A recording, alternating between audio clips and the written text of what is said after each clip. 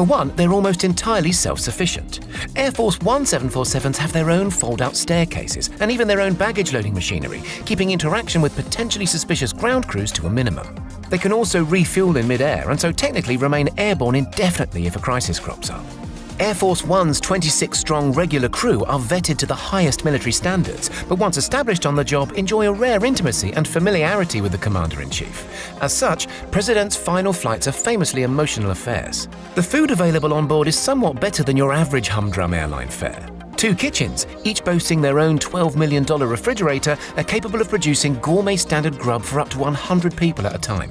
Enough food for 2,000 meals is kept on the plane, always, just in case, with supplies sourced by crew members wearing disguise at randomly selected grocery stores to prevent potential poisoning or other similar skullduggery. If the worst should happen and the president gets sick, Air Force One is kitted out with an advanced onboard medical facility, complete with fold-out operating table, fully stocked pharmacy, and a doctor on call 24/7. Vital stocks of blood matching the Commander-in-Chief's blood type are also stashed aboard.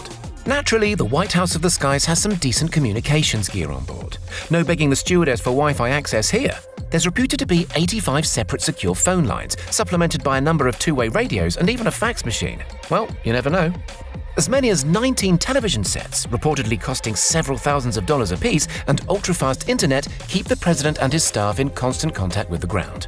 Some 238 miles of internal wiring, about twice as much as a regular 747, keep the lights on no matter what. As you might expect, Air Force One is also kitted out with the latest defensive technology. Its heavy shielding armor can help it withstand much of the fallout from a nuclear detonation, while gizmos embedded around the fuselage help scramble infrared missile guidance systems and hostile radar. Not to mention the fact Air Force One routinely ferries the infamous nuclear football around. This briefcase holds the necessary codes for launching an intercontinental atomic strike. How's that for carry-on weaponry? All this tech comes at a mind-blowing cost. According to an Obama-era Freedom of Information request, Air Force One costs the American taxpayer some $206,337 for every hour it's up in the air. The fuel alone sets Uncle Sam back $80,000 an hour.